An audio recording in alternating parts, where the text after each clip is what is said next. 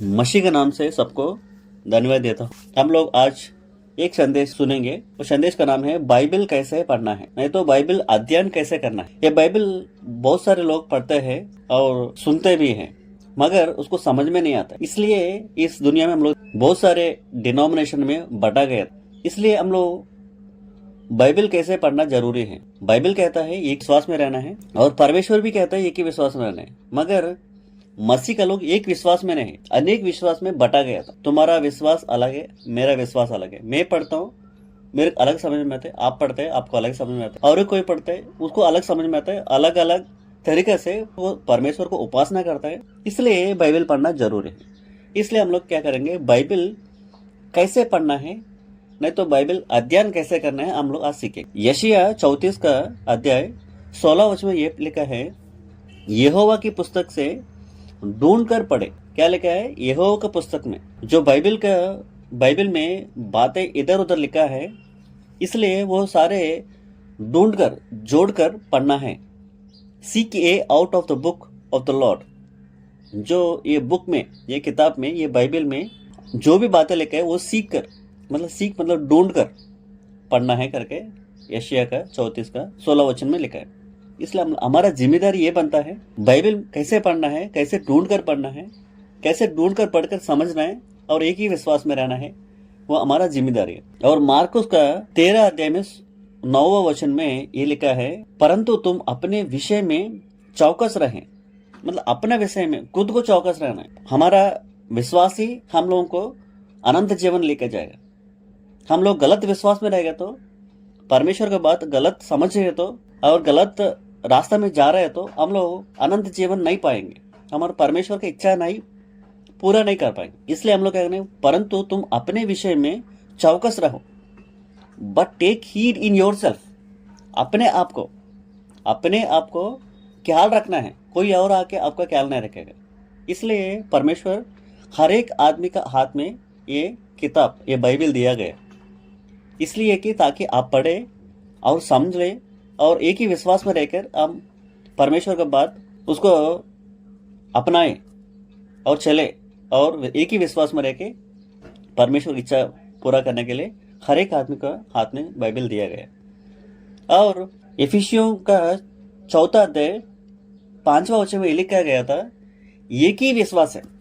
हाँ, उधर 7 गुण लिखा है। एक ही विश्वास है, एक ही बपतिस्मा है, एक ही पिता है, एक ही प्रभु है, एक ही शरीर है करके 7 गुण लिखे। उसमें एक ही विश्वास है। हम लोग सारे एक ही विश्वास में रहने हैं, मगर अनेक विश्वास में लोग, अनेक डिनोमिनेशंस में, अनेक विश्वास में अभी मसीह का लोग बट गया था। इसलिए एक ही विश्वास में बाइबल कहता है, परमेश्वर भी एक ही विश्वास कहता है। हम लोग का जिम्मेदारी ये बनता है, हम लोग चौकस ये रहना है, अपने आप को बाइबल के विषय में चौकस रहना है, अपने आप को ख्याल रखना है और परमेश्वर किताब को, बाइबल को ढूंढ कर पढ़ना है। इसलिए हम लोग बाइबल कैसे पढ़ना है वो पहले जानेंगे। वो एक सीक्वेंस रहता है, एक के बाद एक कैसे पढ़ना है बाइबल, तब भी वो समझ में आता है। नहीं तो वो समझ में नहीं आएगा, समझ में आएगा मगर गलत समझ में आएगा। इसलिए हम लोग बाइबल कैसे पढ़ना है पहले देखेंगे। बाइबल किसने लिखा है? बाइबल एक आदमी ने लिखा, बहुत सारे लोग लिखा है, मगर उसके पीछे कोई किसी का हाथ था। वो किसका हाथ था? वो पवित्र आत्मा का हाथ था। पवित्र आत्मा नबियों के नीचे, नबियों के पीछे रहकर, नबियों के साथ रहकर, नबियों के हाथों से पवित्र आत्मा लिखा है। इसलिए 2 पतरस 1 अध्याय 22वां वचन में लिखा है, क्योंकि कोई भी भविष्यवाणी मनुष्य की इच्छा से कभी नहीं हुए, पर भक्त जन पवित्र आत्मा के द्वारा उभरो जाकर परमेश्वर की ओर से बोलते थे। परमेश्वर से ओर से पवित्र आत्मा के द्वारा ये लिखा गया था, नबियों के द्वारा, भक्तों द्वारा। इसलिए एक आदमी नहीं लिखा, ये नहीं सोचना है इसने लिखा, मगर उसके पीछे परमेश्वर का इच्छा था, परमेश्वर का हाथ था, उसके पीछे पवित्र आत्मा का हाथ था। शुरुआत से लेकर अंतिम तक पवित्र आत्मा ने लिखा है। इसमें कोई भी गड़बड़, कोई भी गलत चीज नहीं हो सकता है। आदमी लिखा है तो कुछ गड़बड़ लिखा करके हो सकता है, मगर ये जानना जरूरी है, ये पवित्र आत्मा ने लिखा है, ये पवित्र ग्रंथ है। उसको हम लोग इतना ध्यान से पढ़ना है। ये आदमी ने लिखा है, परमेश्वर ने लिखा है करके हम लोग पढ़ना है। For the prophecy came not in the world time by the will of man. ये प्रोफेसी, ये बाइबल ग्रंथ आदमी की इच्छा से नहीं आया। ये कैसे है? But holy man of God speak as they were moved by the holy ghost. मतलब होली मैन, भक्त जन पवित्र आत्मा से प्रेरण होके परमेश्वर को और से पवित्र आत्मा का प्रेरण से द्वारा ये लिखा गया था। ये जानना जरूरी। यही बात दूसरा तिमोथी 3 अध्याय 16 वचन में भी लिखा है। दूसरा तिमोथी 3 अध्याय 16 वचन में यही बात लिखा है। ये पवित्र आत्मा का द्वारा, भक्त जन के द्वारा लिखा गया था। दूसरा तिमोथी 3 अध्याय 16 वचन। हर एक पवित्र शास्त्र परमेश्वर की प्रेरण से रचा गया था। All scripture is given by inspiration of God. ये आदमी का इच्छा से नहीं हुआ, ये परमेश्वर के इंस्पिरेशन से, इच्छा से उन्होंने लिखा गया था पवित्र आत्मा का द्वारा। ये हम लोग जानना चाहते हैं। पवित्र, ये बाइबल किताब किसने लिखा है? पवित्र आत्मा के द्वारा परमेश्वर ने लिखा है करके हम लोग सोच रहे हैं। ये पवित्र आत्मा के द्वारा लिखा गया, नहीं तो बड़े बड़े बात कैसे पता चलते हैं उन लोगों को? बड़े ऊंचे बात, ऊंचा बात तारों के बारे में। उस टाइम इतना टेक्नोलॉजी नहीं था, इतना साइंटिफिकली एडवांस नहीं था दुनिया। मगर 2000 साल पहले, 3000 साल पहले, 5000 साल पहले उन्होंने धरती में रहकर अंतरिक्ष में जो भी है चीज, तारों में कैसे हो रहा है, दुनिया में, सृष्टि में क्या हो रहा है, वो कैसे लिख सकते हैं? ये परमेश्वर के द्वारा लिखा गया ग्रंथ करके हम लोग मान सकते हैं, यकीन हो सकते हैं, यकीन कर सकते हैं। क्योंकि हम लोग जो भी बाइबल में पढ़ता है, पुराना नियम में, नया नियम में बहुत सारी चीज लिखा गया था। अभी भी ढूंढ कर लोग समझ रहे हैं, इन्वेंशन कर रहे हैं। दुनिया में तारों में ऐसे रहता है, अंतरिक्ष में ऐसे रहता है, धरती ऐसे रहता है, समुद्र का कितना गहराई है। ये सारे जो भी बाइबल में लिखा गया था झूठ साबित नहीं हो रहा है, वो सच्चाई साबित हो रहा है। इसका मतलब है वो जो भी बोला है सच्चाई बोला है। उनको ये ज्ञान कहाँ से आया? उनको ज्ञान कहाँ से आया? परमेश्वर को ओर से आया, पवित्र आत्मा के प्रेरण से आया। क्योंकि उन्होंने सृष्टि को बनाया, परमेश्वर ने सृष्टि को बनाने वाला ये ग्रंथ लिखा है, इसलिए वो उनको पवित्र आत्मा इनका पीछे है करके हम लोग यकीन कर सकते हैं। पवित्र आत्मा परमेश्वर इनके पीछे है बाइबल लिखने में, और उन्होंने लिखा है, इसलिए उनको इतना ऊंचा बात उनको पता चल रहा है। इसलिए पहले कुरिन्थियंस में 15 अध्याय 41, पहले कुरिन्थियन 15 अध्याय 41 में, 41 में, पहला कुरिन्थियन, 1 कुरिन्थियंस 15 चैप्टर 41 वर्सेस। सूर्य का तेज और है, चंद्र का तेज और है, और तारों का तेज और है, क्योंकि एक तार से दूसरे तारे के तेज में अंतर है। उनको कैसे पता चला? पौलुस लिख रहे हैं 2000 साल पहले कुछ नहीं था, ना बायोस्कोप था, ना टेलीस्कोप था, कुछ नहीं था, ना टेक्नोलॉजी था। 200-300 साल पहले ये टेक्नोलॉजी इतना एडवांस हुआ। मगर इन्होंने लिखा है ये बात, इनको कैसे पता चला? इनको ये पता चला उनको पीछे ये सृष्टि को बनाने वाला परमेश्वर का हाथ है और पवित्र आत्मा का हाथ है। इसलिए ये बात उन्होंने लिख पाए। सूर्य का तेज अलग है, चंद्र का तेज अलग है, तारों का तेज अलग है करके उनको जो चीज दुनिया को नहीं जानता है, नहीं पता है, ये सारी चीज उनको लिखकर हम लोग को बता रहे।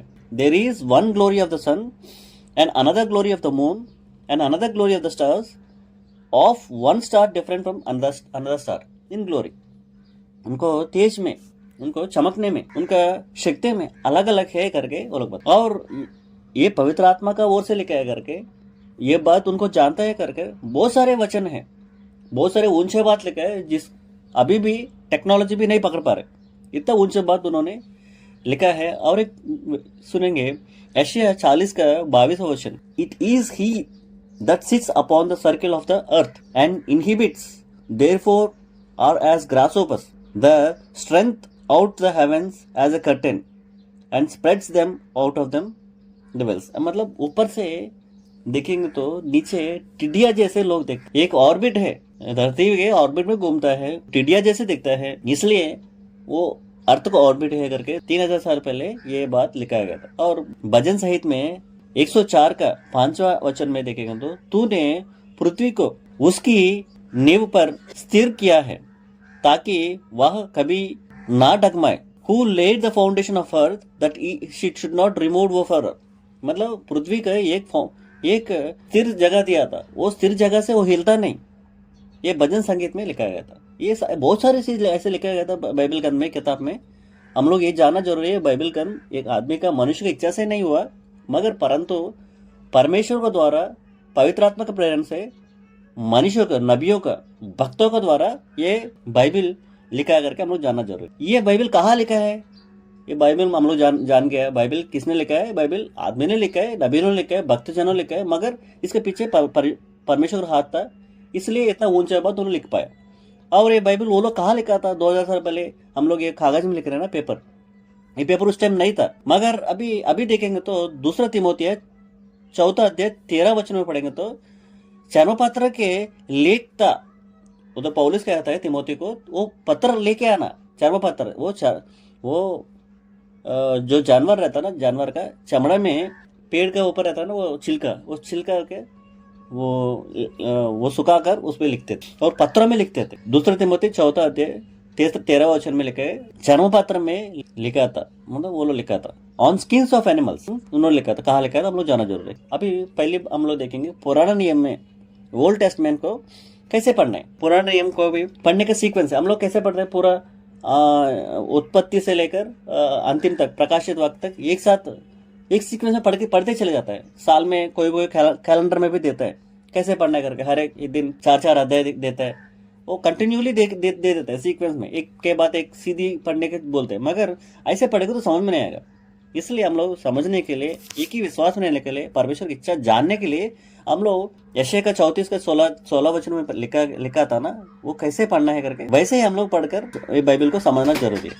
क्योंकि ऐसे नहीं पढ़ेगा तो हम लोग समझ नहीं आएगा। अभी कैसे पढ़ना है सीक्वेंस में पुराना नियम का हम लोग देखेंगे। उत्पत्ति से लेके हम लोग अभी संदेश में गहराई में जा रहे हैं, ज्यादा गहराई से सुनिए अच्छे से। उत्पत्ति से पहला शमूएल 9वां अध्याय तक सीधी पढ़ना है। क्या कैसे?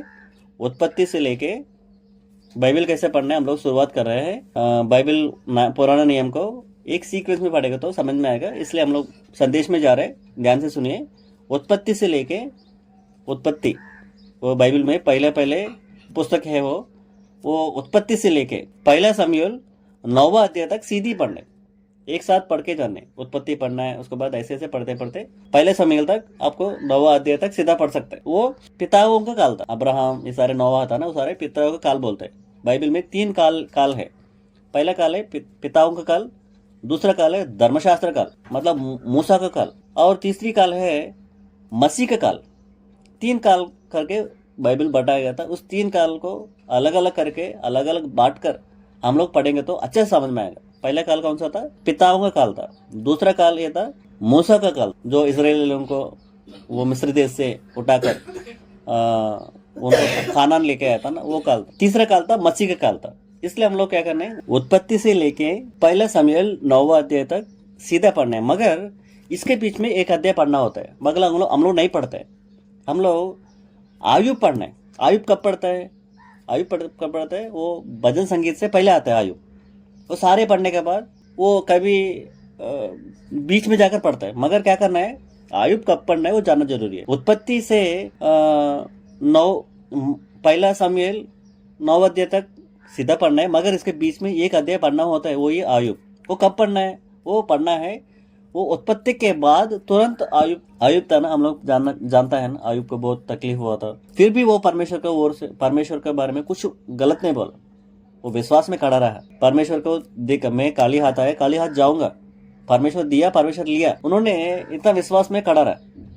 वो आयुब के बारे में जानते हैं आप। वो आयुब क्यों पढ़ना है इधर? आयुब वो भजन संगीत से पहले क्यों नहीं पढ़ना है?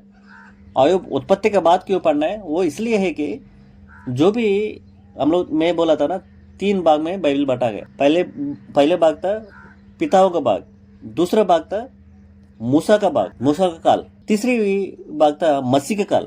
इसलिए ये भाग में बांटकर पढ़ना जरूरी है। हम लोग इसका परमेश्वर की इच्छा समझ में आता है, और हमारा विश्वास एक ही जैसे रहेगा। नहीं तो अनेक विश्वास में बट गए ना। अभी उत्पत्ति के बाद ये आयुब क्यों पढ़ना है कि उत्पत्ति में, नहीं तो ये पिताओं काल में जो भी परमेश्वर के पास जाके बलि चढ़ाता था, वो कौन चढ़ाता था? परमेश्वर को उपासना करता था। कौन करता था? परिवार में जो भी आदमी रहेगा वही जाके करता था। हम लोग देखेंगे तो अब्राहम जाके वो बलिपीठ ऑल्टर बांधा और उसने बलि चढ़ाया। नोवाह ने परमेश्वर को बलिपीठ बांधा और उसको बलि चढ़ाया। ऐसे आयुब भी क्या किया था? उन्होंने भी उसका परिवार के लिए उन्होंने बलि चढ़ाया। इसलिए वो आयुब पिताओं काल में आता है। पहले अध्याय में हम लोग देखेंगे ना, अयुब क्या किया था, उनके परिवार के लिए हर दिन सुबह सुबह उठकर क्या करता था, वो अपना परिवार के लिए, वो अपने बच्चों के लिए हर दिन परमेश्वर को प्रार्थना करता था। मतलब बलि चढ़ाने वाला कोई काम कौन था, काम किसका था, पिताओं काल में बलि चढ़ाने वाला काम परिवार में जो आदमी का था, इसलिए वो लोग पिताओं काल में करता था। मगर मूसा काल में देखा तो मूसा काल में बलि चढ़ाने वाला काम वो आदमी से निकाल कर, वो जो परिवार में जो आदमी रहता था उसमें से उससे निकाल कर याचकों को दिया था। वो मंदिर में क्या करता था, मूसा का टाइम पे मंदिर, सोलोमन मंदिर बनाया उस टाइम क्या करता था, वो आदमी नहीं बलि चढ़ाता था, वो याचक बलि चढ़ाता था। इसलिए ये तो राजाओं का समय गुजर गया, सब गुजर गया। उसके बाद भजन संगीत आया बाइबल में, मतलब बाइबल सीक्वेंस में पढ़ते, एक ऐसे से पढ़ते चला जाएंगे ना, सब खत्म होने के बाद ये आयुब आएगा, तब कुछ समझ में नहीं आएगा। इसलिए हम लोग पढ़ना है, ये आयुब पिताओं का काल का आदमी था। ये उत्पत्ति के बाद ये आयुब पढ़ना है, ये पढ़ेंगे तो तब भी समझ में आएगा करके हम लोग जाना जरूरी कि इसलिए उत्पत्ति से लेके पहले शमूएल 9वां अध्याय तक वो पिताओं का काल होता है, इसलिए वो सीधा सीधा पढ़ना है। उसके बीच में उत्पत्ति के बाद आयुब पढ़ना है। आयुब क्यों पढ़ना है हम लोग भी ये भी जान गए, क्योंकि वो पिताओं काल का समय था आयुब, इसलिए वो पढ़ना जरूरी। इसके बीच में बहुत सारे हुआ था, उत्पत्ति से लेके पहले शमूएल में बहुत सारे हुआ था। वो परमेश्वर ने एडम को बनाया और उन्होंने परमेश्वर का आज्ञा को ठुकराया, उनको एदेन का गार्डन से उनको निकाल दिया था और जनता बढ़ते गया था। नोवा काल भी आया था, नोवा काल में भी आदमी दुष्ट संबंधी हो गया था, बहुत परमेश्वर का दूर चले गया था। परमेश्वर सबको नाश करना चाहता था और एक आदमी था नोवा करके, वो निंदा रही था। परमेश्वर उनके पास जाकर परमेश्वर उनको बोलता था जहाज बनाने के लिए, जहाज बनाता है। जहाज बनाने के बाद वो उनका परिवार बच जाता जहाज में। ऐसे ऐसे होते होते आदमी बढ़ते गए, वो परमेश्वर उनको रक्षा करते गए। वो लोग अयुब में फंस जाते हैं 400 साल। अयुब में फंसने के बाद उनको अयुब से बाहर निकालते हैं। वो कैसे निकालते हैं, वो सारे वो कहानी इसके बीच में आता है। वो उत्पत्ति से लेकर पहले शमूएल तक, वो मिस्र देश से लेके मूसा 40 साल उसका सेनाएं का डेजर्ट में, अरण्य में उनको कैसे लेके गया था, रेगिस्तान में लेके जाकर उनको कानान में कैसे पहुंचाता है, ये सारी कहानी ये उत्पत्ति से लेकर पहले शमूएल तक लिखा रहता है। ये खानान में जाने के बाद ये लोग बोलते हैं हम लोग, हमारा ऊपर एक राजा चाहिए, हमारे ऊपर परमेश्वर राजा नहीं चाहिए, मगर हम लोग एक आदमी का राजा होना जरूरी है करके सारे शमूएल के पास जाके वो विनती करते हैं। लोग विनती करने के बाद परमेश्वर उनको राजा देता है। वो तब से पहला शमूएल 10वां अध्याय से राजाओं का समय शुरू हुआ। उस टाइम राजा कौन था, यहोवा ही राजा था, परमेश्वर ही राजा था। उनको रखवाला वही कर रहा था, उनको संभाल रहा था, उनको रक्षा कर रहा था। मगर ये लोग इसराइल लोग चाहता था हम लोग भी सारी दुनिया में राजा लोग रखवाला कर रहे हैं, मुझे हम लोग को भी एक अलग से राजा चाहिए करके वो लोग सब विनती करते हैं। तब परमेश्वर बोलते हैं उनको राजा दे दो। इसलिए उनको ऊपर सारे इसराइल लोगों के ऊपर एक राजा उन्होंने रखा है। वो पहले राज एक ही था, पूरा इसराइल देश एक ही जैसे था, मगर उसके बाद रहते रहते क्या हो गया, उनको परमेश्वर को बात को नहीं माना, वो परमेश्वर को इच्छा से नहीं चला, इसलिए क्या हुआ था, राज 2 भाग में बटे। इसलिए हम लोग देखेंगे पहले जुड़े हुए राज, संयुक्त राज को काल पहले देखा था, पिताओं का काल देखा था। उसके बाद अभी मूसा का काल देखा था। मूसा का काल में, धर्मशास्त्र काल में हम लोग क्या चल रहा है, संयुक्त काल, और राजाओं का काल शुरू हुआ ना इसमें, इसी के बीच में मूसा का काल में ही, मतलब लगभग 2000 साल रहता है उसका, मूसा का काल बोलते हैं मूसा का।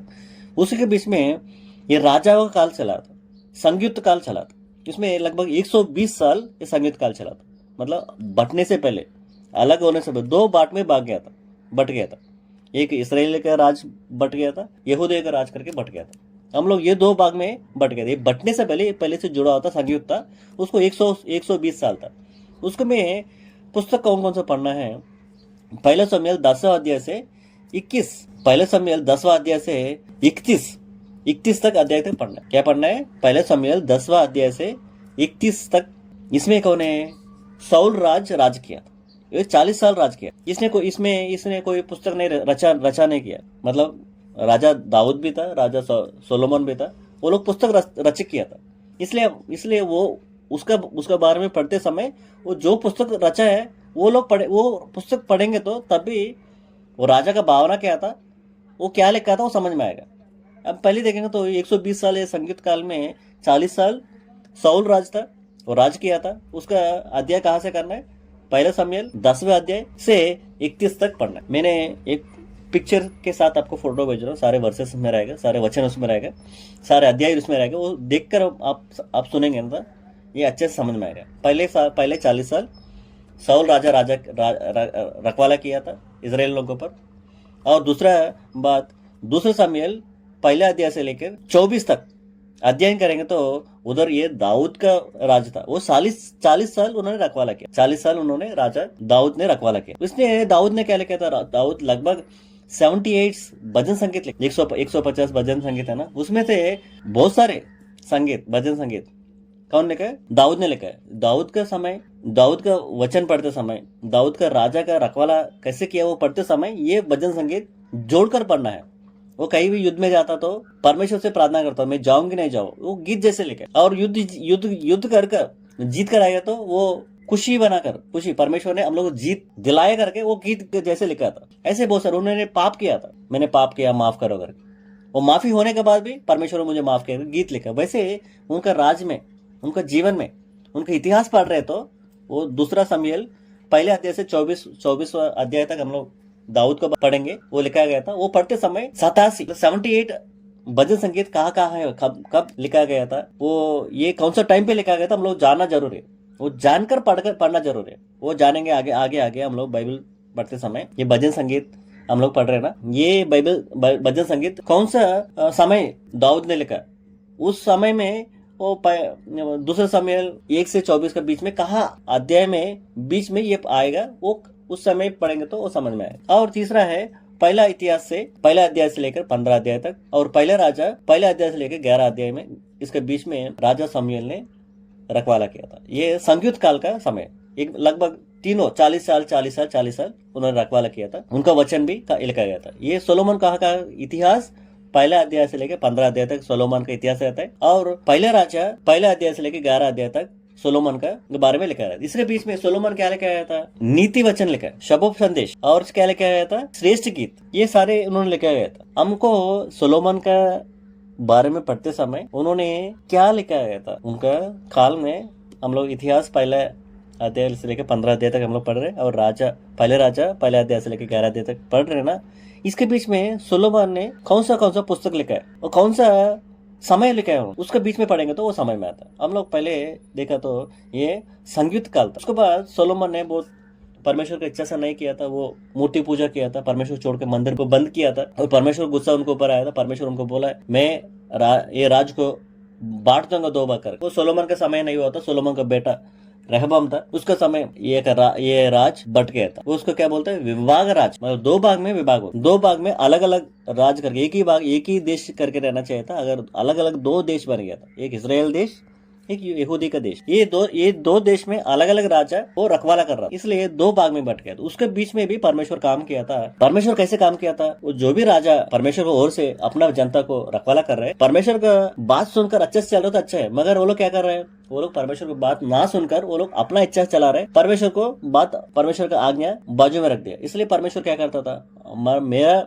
आज्ञा सुनेगा तो आप लोग जीवन अच्छे से कटेगा, आपका सुरक्षित रहेगा। मगर ये लोग क्या करता था, परमेश्वर बात नहीं सुनता था, अपना इच्छा चलता था, परमेश्वर का बात बाजू में रख के वो चलता था। इसलिए परमेश्वर उनको शिक्षा ना देने की वजह से उनको पहले नबियों को भेजता था, उनको सुनाता था, आप लोग गलत कर रहे हैं, मेरा आज्ञा को टुकरा कर मेरा जनता को गलत रास्ते में ले जा रहे हैं, मूर्तियों पूजा कर रहे हैं, मेरा सृष्टि का बनाने वाला, सृष्टि का कर्ता को आप लोग उपासना नहीं कर रहे, आराधना नहीं कर रहे, इसलिए आप लोग वापस आ जाओ, अच्छा रास्ता में जाओ, जो परमेश्वर आज्ञा है उस रास्ते में चलो करके नबियों का द्वारा, भविष्यद्वक्ताओं के द्वारा सुनाता था। इसलिए जो भी राजा रखवाला कर रहे उसके समय में बहुत सारे लोग नबियों को उठाकर, वो भविष्यद्वक्ताओं को उठाकर उन्होंने अनेक पुस्तक लिखा है। हम लोग ये समझना है कौन सा राजा क्या किया था, कौन सा गलती किया था, उसके बीच में कौन नबी काम किया था, कौन वक्त काम किया था, वो परमेश्वर का बात उनके पास लेके आया था, वो क्या गलती था, उन्होंने क्या बताया था, गलती सुधारा कि नहीं सुधारा, गलती सुधारने के बाद परमेश्वर क्या आशीष उनको दिया करके वो हम लोग पढ़ना जरूरी है। नहीं तो क्या है, ये राजा का पुस्तक अलग है और नबियों का पुस्तक अलग है। नबियों का पुस्तक कहा आता है भजन संगीत के बाद बहुत दूर आता है। राजा का ये सारा रखवाला का बात है, ये भजन संगीत से पहले आता है सारे। हम लोग भजन संगीत, ये राजाओं का बारे में इतिहास सब पढ़ने के बाद, सब कुछ खत्म होने के बाद, भजन संगीत पढ़ने के बाद, नीति वचन पढ़ने के बाद, नीति वाक्य पढ़ने के बाद, अंतिम में कहा पढ़ते हैं ये नबियों के लिखा गया था, ये भविष्यवाणी का पढ़ते हैं, तब नहीं समझ में आएगा ये भविष्यवाणी नबियों क्या क्या बोलते हैं। अगर आप लोगों ने सुधारेगा तो, आप लोग मन फिर के परमेश्वर के पास आएगा तो परमेश्वर आपको क्षमा देगा, आपको दया करेगा, आपको आशीष देगा करके वो लोग नबियों लोग प्रकट करता था। अगर सुन के वापस आए तो उनको आशीष देता था, नहीं सुन के नहीं आए तो उनको परमेश्वर शिक्षा देता था। उनको किसी दूसरा राज उनको ऊपर आकर उनको लेके जाता था, बंदी करके लेके जाता। वो बंदी काल बोलते हैं, आगे जाके हम लोग सुनेंगे। बंदी हो जाता है ये लोग। नेबूकदनेस्सर है ना, ये बबलोन का राजा था, वो आके क्या करता है, इस्राएल लोगों को बंदी करके लेके जाता है। क्यों? ये लोग परमेश्वर की बात नहीं सुना, इसलिए वो बंदी हो गया। 70 साल वो लोग बंदी हो गए। इसलिए हम लोग क्या पढ़ेंगे, अभी पहले पढ़ा था संयुक्त काल, राजाओं एक ही इजराइल था, उसी में एक ही राजा था, एक ही राजा रखवाला कर रहा था। उसके बाद क्या किया, उन्होंने राजा सोलोमन ने गलत किया था, मोती पूजा किया था, परमेश्वर की इच्छा नहीं चलाया था। इसलिए दो भाग में रहबाम का सोलोमन का बच्चा है, बेटा है, वो राजा कर रहा था। उस टाइम उसका समय दो भाग में बट गया था। उस समय में ये विभाग काल में कौन कौन सा राजा रखवाला किया था, कौन कौन सा पुस्तक मतलब अध्याय पढ़ते समय कौन कौन सा नबी काम किया था, वो नबी क्या किया गया था, वो सारे पढ़ेंगे तो तब भी समझ में आएगा। हम लोग पढ़ेंगे विभाग राज्यकाल। इसमें दो भाग में बटा था ना, यहूदी का राज्य का अलग राजा रखवाला कर रहे हैं और इसराइल का राज्य अलग रखवाला कर रहे हैं। दो जनता में अलग अलग बट गया था। हम लोग पहले देखेंगे यहूदी का राजा काल में पुस्तक कौन कौन सा पढ़ना है। यहूदी का राजा काल में दूसरा इतिहास 15 अध्याय से लेके 24वां अध्याय तक हम लोग पढ़ना है। क्या है यहूदी का काल, हम लोग अब पिक्चर देखेंगे तो समझ में आ जाएगा। दूसरा इतिहास 15 अध्याय से लेकर 24वां अध्याय तक पढ़ना है और दूसरा राजा 12 अध्याय से लेकर 15 अध्याय तक पढ़ना है। इसके बीच में कौन कौन नबी का काम किया, हम लोग ये इसका बीच में पढ़ना है। किसके बीच में? दूसरा इतिहास 15 से लेकर 24 का बीच में ये पढ़ते समय, दूसरा राजा 12 से लेकर 15 का अध्याय के बीच में ये सारे नबी काम किया। ये नबी कब काम किया था, वो नबियों का पुस्तक में जाकर पहला अध्याय पहला वचन में पढ़ेंगे तो वो नबी के बारे में लिखा गया था। वो परिचय देता है, ये नबी ये राजा का समय ये काम किया था करके हम लोग समझ में आता है। ये आगे जाके पढ़ेंगे हम लोग। ये इतना समझना है, बाइबल को ऐसे पढ़ना है। ये इतिहास में ये राजा को समय में ये नबी काम किया था, इन्होंने ये गलत किया था, परमेश्वर ने उनको मौका दिया था सुधारने के लिए, मन फिराने के लिए। वो मन फिराया कि नहीं फिराया, भविष्यवाणी उन्होंने नबियों ने किया। अगर गलत रास्ता से अच्छा रास्ते में आने के लिए उन्होंने क्या निर्णय लिया वो सोचना है हम लोग। इसके बीच में दूसरा इतिहास 15 अध्याय से लेकर 24 अध्याय, दूसरा राजा 15 अध्याय 12 अध्याय से लेकर 15 अध्याय के बीच में ये बोलते हैं विभाग राज्यकाल में। इसमें नबी क्या कौन कौन काम किया था?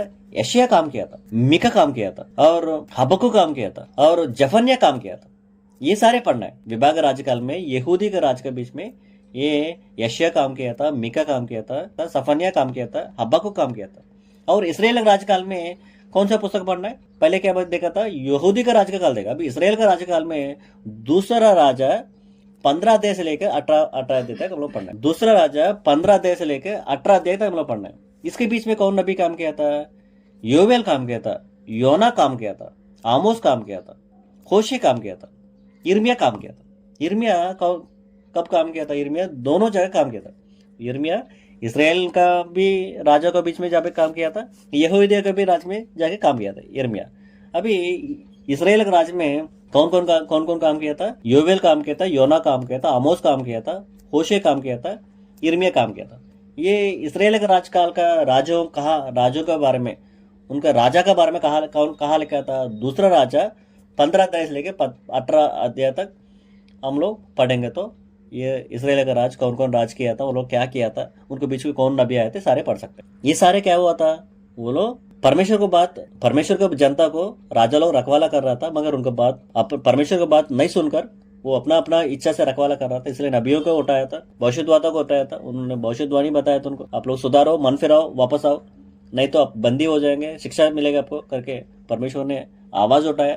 उन्होंने आवाज नहीं सुना, इसलिए परमेश्वर ने जो शिक्षा वो भविष्यवाणी किया उनके ऊपर, वो क्या हुआ था, उनके ऊपर आ गया था। वो लोग क्या हो गया था, ये लोग बात नहीं सुना, इसराइल लोग सुना ना यहूदी लोग सुना, दोनों नहीं सुना, इसलिए वो लोग बंदी होकर दूसरा राज्य में, दूसरा राजा के नीचे ये लोग बंदी होकर चले गए।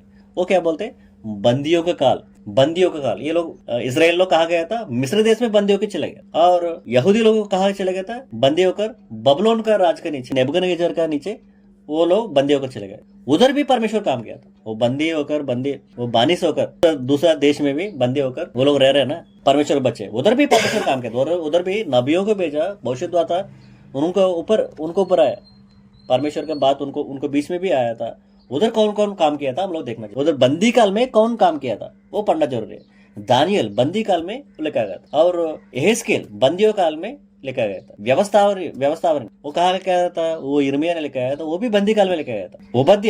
ओबद्याह भी बंदी काल में लिखा गया, ओबद्याह बंदी काल में लिखा गया था, मगर ओबद्याह अपना जनता के लिए नहीं लिखा, इसराइल लोगों ने लिखा, वो यदोमियों के लिए, यदोमियों के बारे में लिखा। यदोमियों क्या किया था, इसराइल लोगों को परेशान किया था, इसलिए उनको ऊपर शिक्षा आगे करके ओबद्याह क्या किया था, अपना जनता के लिए भविष्यवाणी नहीं किया, दूसरा लोगों के लिए भविष्यवाणी की। और नहूम भी ऐसे भविष्यवाणी किया, नहूम भी बंदी काल में ही भविष्यवाणी दिया था, मगर वो भी अपना जनता के लिए भविष्यवाणी नहीं किया, वो अन्य लोगों के लिए भविष्यवाणी किया। ये बंदी काल का ये नबी लोग, ये भविष्यद्वक्ता था, ये इसका काम किया। बंदी काल खत्म हो गया, लगभग 70 साल वो बंदी थे। 70 साल में यरूशलेम में जो भी नाश होना था सब नाश हो गया था, मंदिर गिर गया था, सब राज्य टूट गया था, इधर टूट गया था। फिर वापस वो 70 साल के बाद वापस लोग वापस आने लगा अपना देश। वैसे परमेश्वर ने उनको कहा था आप लोग 70 साल उधर रहेंगे बंदी होकर, क्योंकि आपका शिक्षा था, मेरा बात नहीं सुना। 70 साल के बाद वापस आने के बाद इधर वापस यरूशलेम को बनाएंगे, मंदिर बनाएंगे और मेरा उपासना करेंगे करके उन्होंने भविष्यवाणी बहुत पहले यिर्मयाह के द्वारा उन्होंने किया था। वो पूरा होने का है, बंदी काल खत्म होने का है। बंदी काल खत्म होने के बाद वो बंदी अनंतर काल है, 70 साल के बाद क्या बोलते उसको, बंदी अनंतर काल। उसमें कौन कौन काम किया था, क्या पुस्तक लेकर आया था, वो तब पढ़ेंगे। यजरा ने बंदी अनंतर काल का आदमी था, उसने यजरा यरूशलेम को निर्माण करने आया, वापस पुनर्निर्माण करने आया। पहले बंदी लेके गए ना राजा लोग, वो जाते जाते आदमी को लेके जाते जाते उन्होंने क्या किया था, जो भी दौलत है, धन दौलत, जो भी सोना है, कुछ भी गहना है, सब कुछ क्या किया था, वो मंदिर तोड़कर उसमें सारे सामग्री सारे लेके गया था, सारे तोड़ दिया था, सारे नाश कर दिया था यरूशलेम को। फिर वापस क्या किया था, बंदी अनंतर काल में क्या किया था, वो लोग आकर फिर धीरे धीरे सब कुछ मंदिर को बनाने लगा, यरूशलेम को बनाने लगा, धीरे धीरे उसको बनाने लगा। तब कौन कौन आया था, ये लोग आया था, और आकर वो बनाते समय पुस्तक लेकर आया था। यजरा ने बंदी अनंतर काल में यजरा आया था, नेहमिया आया था, एस्तेर इसके बीच में ही था, हुआ था, हग्गे, जकरिया, मलाकी, ये सारे कौन सा पुस्तक था, ये बंदी अनंतर काल का पुस्तक था। ये ऐसे पढ़ना है। इसके बाद मलाकी के बाद ये लोग वापस आए, कुछ साल अच्छा रहे, मतलब यरूशलेम को बना दिया, मंदिर को बना दिया, कुछ साल अच्छा परमेश्वर के पास आया, वो लोग अच्छा उपासना करते थे, परमेश्वर बात सुनते थे। धीरे धीरे क्या हो गया, फिर से वापस वो परमेश्वर से दूर चला गया था, परमेश्वर को बात नहीं माना, परमेश्वर को गुस्सा दिलाया। फिर परमेश्वर बहुत गुस्सा हो गया उनको, पर बहुत भविष्यवाणी दिया था मलाकी द्वारा, हग्गे द्वारा, जक्रिया द्वारा, मैं आपको बिल्कुल छोड़ दूंगा, बातें नहीं करूंगा करके, मैं मसीह को लाऊंगा करके मसीह के बारे में भविष्यवाणी बारे में सुनाया परमेश्वर। मैं अपना आदमी को भेजूंगा, मेरा पुत्र को भेजूंगा, वो अच्छा से रखवाला करेगा, वो अच्छा मेरा बात चलेगा, वो अच्छा आपको रखवाला करेगा, वो मसीह का राज आएगा। वो भविष्यवाणी किया। लगभग 400 साल मलाकी के बाद 400 साल वो शांत हो गया, वो निशब्द काल बोलते उसको। वो शांत होकर वो किसी से बात नहीं किया 400 साल तक। धरती में परमेश्वर के पास से कोई भी दूत नहीं है, कोई भी संदेश नहीं है। 400 साल तक परमेश्वर चुपचाप थे, इतना गुस्सा था उनको। उसके बाद क्या हुआ, परमेश्वर 400 साल के बाद मसीह को भेजा, और वो नया नियम शुरू होता है। नया नियम वहां से शुरू होता है। नियम के बारे में बाद में सुनेंगे हम लोग। आज ये देखा है बाइबल कैसे पढ़ना है, वो पुराना नियम कैसे पढ़ना है, क्यों पढ़ना है। बाइबल का बात उधर उधर लिखा गया था, वो ढूंढ कर पढ़ना है। क्यों ढूंढ कर पढ़ना है, अपना विषय को चौकस रखना है। क्यों चौकस रखना है, अपना मसीह का लोग एक ही जैसे रहना चाहिए, एक विश्वास में रहना चाहिए। अगर ऐसे नहीं, अनेक भाग में बट के, तुम अलग है मैं अलग हूँ, तुम्हारा डिनोमिनेशन अलग है मैं डिनोमिनेशन अलग हूँ, बट गया था। मगर परमेश्वर नहीं ये चाहता है, बाइबल ये नहीं चाहता है मसीह का लोग अलग अलग रह के बंटवारा कर रहना है, मगर एक जैसे जुड़ कर रहना है, परमेश्वर ये चाहता है। इसलिए हम लोग बाइबल कौन लिखा है, कहाँ लिखा है, ये सारे समझाए। और बाइबल कौन सा सीक्वेंस में पढ़ना है ये जानना जरूरी है। एक साथ सीधी पढ़ के बाइबल शुरुआत से लेकर उत्पत्ति से लेकर मलाकी तक पूरा सीक्वेंस में पढ़ेंगे तो समझ में नहीं आएगा। इसलिए हम लोग क्या करना है, बाइबल को कौन कौन सा पुस्तक को कौन कौन सा बात पढ़ना है, ये कौन कौन सा काल पहले हम लोग देखो तो उत्पत्ति से लेकर पहले शमूएल तक 9 अध्याय तक सीधे पढ़ना है। उसके बीच में आयु पढ़ना है। उसके बाद राजाओं उठा, परमेश्वर ने राजा दिया था इसराइल लोगों पर। राजा वो संगीत काल हुआ था लगभग 120 साल। राजा साउल, राजा दाऊद, राजा सोलोमन ने वो रखवाला किया था। वो लोग अच्छे से नहीं चला पाया सोलोमन। उसके बाद परमेश्वर ने 2 भाग में बंटवारा किया था इसराइल देश को, एक यहूदी देश का, एक इसराइल देश का। 2 राज्य में अलग अलग लोग रखवाला कर रहे हैं। उसके बीच में वो लोग परमेश्वर की बात नहीं सुनते थे, इसलिए वो नबियों को भेजा भविष्यवाणी किया था। उसके बाद भी नहीं सुना वो लोग, इसलिए उन्होंने क्या किया था, ये लोगों को अपना लोगों को क्या किया था, दूसरे राजाओं के नीचे उसको शिक्षा देने के लिए, पनिशमेंट देने के लिए दूसरे राजाओं को दे दिया। इजराइल लोग मिस्र देश में बानिस होकर चले गया था। ये आयुक्ति, ये यहूदी लोग बबुलोन का बानिश होकर चले गए थे। लगभग 17 साल वो लोग बंदी थे। उसके बाद 17 साल के वापस आया, यरूशलेम को बनाया, मंदिर को बनाया। उसके बीच में कौन नबी काम किया था, वो सारे लिखा गया था। वो बंदी अनंतर काल हुआ था। वो बंदी अनंतर काल के बाद भी लोग आकर कुछ दिन अच्छा रहे, बाद में वापस उसी रास्ता में जो परमेश्वर नहीं चाहता है, परमेश्वर इच्छा नहीं चलाया, अपना इच्छा चलाकर अपना दुनिया में अपना अपना इच्छा से पाप करते गए। इसलिए परमेश्वर गुस्सा दिलाया। परमेश्वर बहुत गुस्सा होकर और नबियों को उठाया, भक्तों को उठाया। उन्होंने उनको चेतावनी दिया, उनको सुधारने के लिए मौका दिया, मगर उन्होंने सुधारा नहीं। उसके परमेश्वर गुस्सा होकर उनको बोला, मैं अपना बच्चों को भेजूंगा, अपना बेटा को भेजूंगा, मसीह को भेजूंगा, मसीह आकर आपको रखवाला करेगा, तब तक मैं शांत रहूंगा करके लगभग 400 साल वो शांत थे। वो निशब्द काल बोलते हैं। ऐसे पुराना नियम पढ़ेंगे तो बाइबल अच्छे से समझ में आता है। हम लोग एक विश्वास में रहना है, मिलकर रहना है, मिलकर जोड़कर रहना है, ये परमेश्वर की इच्छा था। और बाइबल भी यही कहता है। हम लोग ऐसे पढ़कर समझकर एक ही बनकर एक ही विश्वास में रहने के लिए आपको विनती करता हूँ। ये सारी बातें हम समझ में आया करके हम लोग, मैं मानता हूँ सबको। इतना सुनने के लिए आपको सबको धन्यवाद देता हूँ।